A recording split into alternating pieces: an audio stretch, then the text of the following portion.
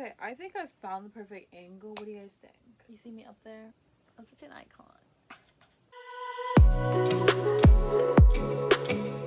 So hey guys, welcome back to my channel once again. This is what I'm eating right now. It's 1:27 in the afternoon and I'm eating breakfast, but I'm being healthy. Disclaimer is that whatever you eat for today, what's gonna get your metabolism going. So this is Pink Table Talk. Welcome new subscribers. Please join the family. So if you guys want to follow me on my personal account, which is just fashion, makeup, etc., just me in general, who I am, go follow that. And my other account, which aligns to what this whole channel is about, what I talk about, like faith, woman empowerment, mental health, that is going to be right here, and you can follow that too. Also, your girly is almost to 5K on TikTok, so I would appreciate if you girls can support me on that with a follow. Now that we got out of the way, let's get into the video. If you guys saw the title, we're gonna be talking about what you should be doing in your 20s. Like, I'm not talking about like when you're 18 and you turn 18, ooh, I'm like legal for stuff like that, and like I'm an adult already. That time period, you're still gonna be like babied from your parents, and you're not gonna be totally independent, but you're like one step ahead of independence. But when you reach your 20s, life gets tough. Life gets stressed. And life just like throws you everything in your face. There are literally things that you should be doing in your 20s, and you should be focusing on your 20s, because in your 20s, something I wrote was, these are the years where you are in the stage of exploration into the real world. It's a decade in where you immerse yourself in everything around you and the world around you. And that's exactly what I'm telling you about. You think 18 is a big year and it's a big step of independence.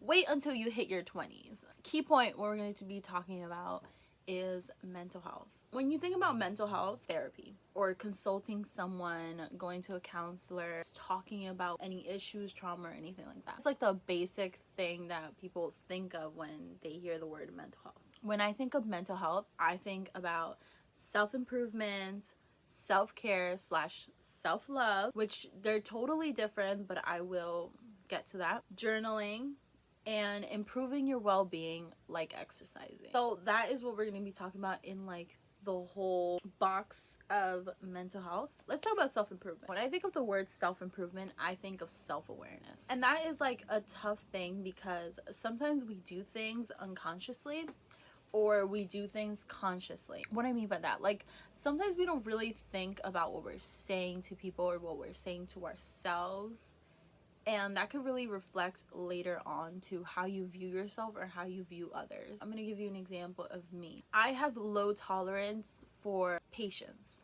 So like I'm very impatient. Me being self-aware that I need to have patience with others and just things around me, without being aware that you're doing these things, you can really hurt others or just really affect your life cycle in a whole. I would tell my friends, or I would tell my family members, or I would tell someone that I currently just like met, like, I don't have patience.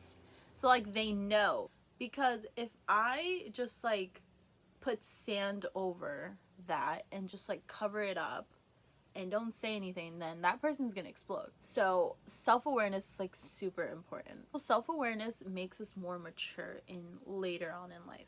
Another huge thing about self-improvement is, how can you better yourself?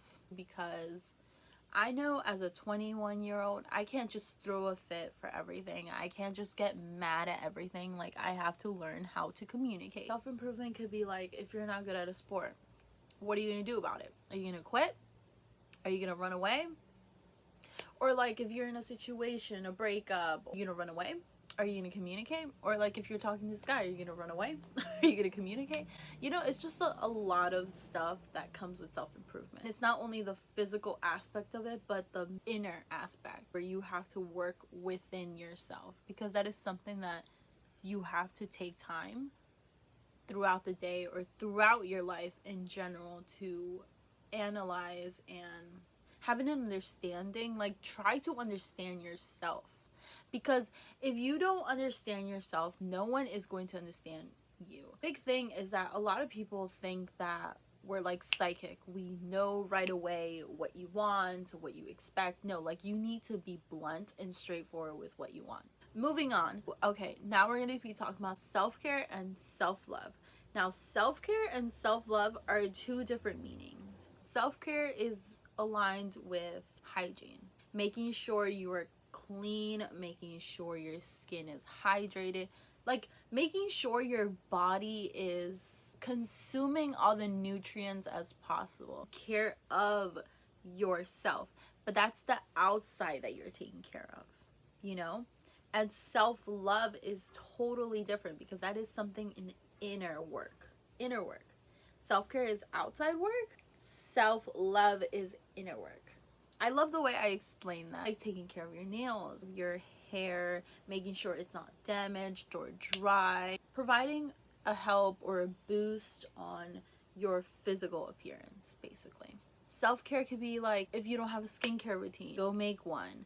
It doesn't have to be a 9-step product over here and there. No, it could just be some moisturizer, some toner, some cleanser, icing your face, which is something I do every morning. Also, something I'm like super huge on with self-care is reading books. I used to be that type of person that would hate reading books. And I think that comes because the books in high school were super boring. Never liked them, not even one. I was so annoyed. And as you grow older, you're gonna need more knowledge. You're going into business, if you're going into nursing books, or it could be just a challenge, like one book you read a month. Like that is enough. With self-care, you need to feed your mind knowledge. Like I said, you're in the stage of exploration of the world. So with that, like you need to have knowledge on things. Like if you don't know how to start your credit, start reading books about it, start reading articles about it. You know, these are things that are like so necessary for us in order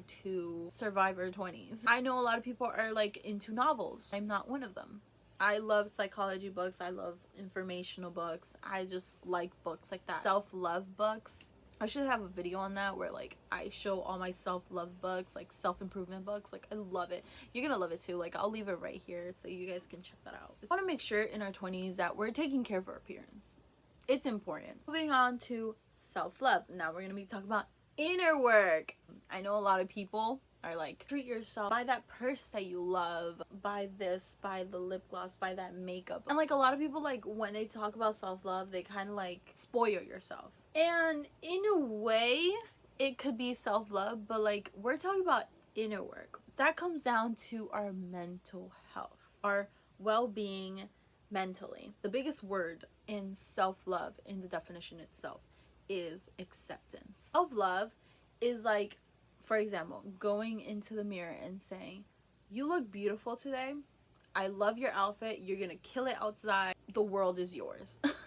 That is basically what self-love is. Constant encouragement. For example, actually something that I'm struggling right now is I've always struggled with comparison. I was actually like in my weight loss journey, but I kind of fell off and I'm currently like recovering. I was at the mall with my sister. I saw this like super cute outfit that I wanted and I had the money for it. So I was gonna buy it and I was like, I'm not gonna buy it anymore. And she was like, why? Because it's not gonna look good.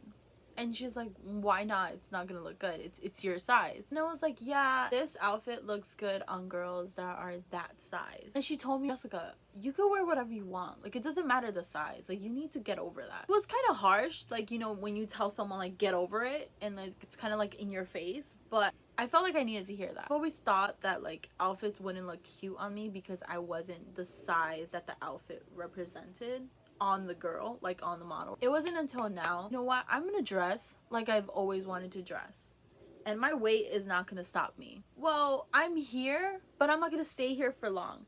And honestly, if you're saying like, oh, I want to lose weight, but you say that the clothes doesn't look good, wear it. Wear it. Who cares? Just wear it. As long as you know that you're working for your goal, but you're not there yet, but you're working for it and you see the effort that you're putting in, Who cares? You'll eventually get there. That's the kind of mindset that you have to have. Also, self-love includes boundaries. And I have tons of videos of boundaries and standards. I'll put it right here if you want to check it out. That means that you are not, nor have to receive anything less than what you're worth. Okay? I know my self-worth. I know my value. And that's period. Being straightforward. I don't deserve this. I don't deserve the way this person's treating me. I'm walking away. It's also basic respect. Respect towards yourself. Loving yourself. Loving yourself is basically acceptance, respect towards yourself. You're not going to tolerate anyone to disrespect you. Setting your boundaries, telling people what you want and what you expect from a man. Be confident. Confidence also involves self-love. And if you're not confident now, fake it till you make it. Who's noticing? No one. Move on to the next part.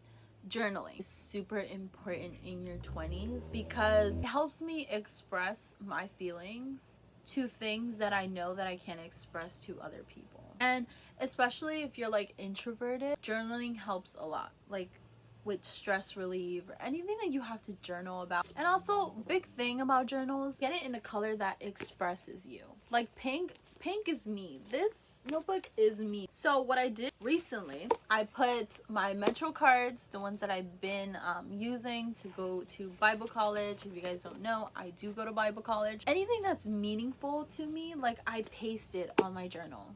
I don't know if some people do that. Like comment down below if you do that.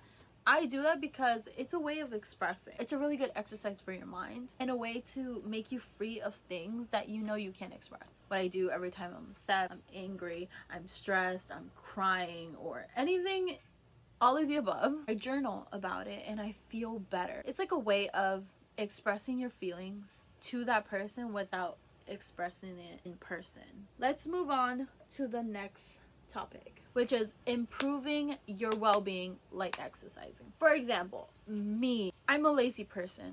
I'm not proud of it, but I am.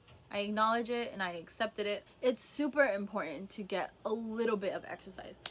If that means that you have to clean your room, that's just a little bit of exercise. It doesn't give you that much results if you're trying to achieve a certain weight goal, but it does get your body flowing. If you are a lazy person like me, take a walk your dog, go for coffee. That's a walk. Go for runs. It's really good. Also do in replacement of those two is that I go play tennis. If you're really into a sport and you have the time of the day, go play that sport. Get some exercise. Get up from bed. So, next category. Here we're going to be talking about education. This generation, it is controversial education. I do agree that in certain careers, you don't need an education. And you don't need to go to college for that. Because it is a waste of money. Not college itself. Don't. Because I go to college. Don't get me wrong. I'm super big on college. Like in your 20s, you really have to be thinking about career. You need to be thinking about what you want to do with your life later on, especially in high school. Pay attention to what you're learning, but education is super important. Do your assignments on time. Get your education. If you are controversial in that, that's perfectly fine. Next category, we're going to be talking about talent. Talents are super overlooked. They're like, well, that's just a talent. Having a talent, you can make a career out of it. So like if you're into singing or acting or dancing or writing, like that is a talent that you can do. In your 20s, you really need to discover your talents, the things that you're unique about, the things that make you you as a person. If you like singing, honestly, start doing covers on YouTube. Acting. When I was little, I used to do these skits and my mom would record it, and I wish I could show you, but I can't. They're non-existent. My mom thought it was a good idea to put me and my sister into acting. We actually went to this agency. I did an audition for the Skippy peanut butter. I got like super nervous and I did that audition so bad that they didn't pick me or my sister. If you're like into acting, reach an agency. Start participating in plays in high school or in college, or join them. Make the best out of it. Trust me, you'll get there. Dancing. And dancing, honestly, for me, I'm not a good dancer. I'm one of the worst dancers ever. I dance in my room, like to music, like to like 2000s hip hop list. But in general, like if you're into dancing, start taking classes. I know like there's classes here in New Jersey, New York. Start taking private lessons too. Your talent should be discovered. They shouldn't be treasured. Uncover that treasure because it's gold. Writing, if you're into writing, I would blog. Like for me, I took an internship in high school about Safe Harbors Ministry. If you don't know about Safe Harbors Ministry, it's basically an organization that helps women that suffer any kind of abuse with child abuse. I wrote a few blogs actually, and I can leave the blog if you guys want to read about it. It's actually about eating disorders. It's actually one of my personal experiences on that.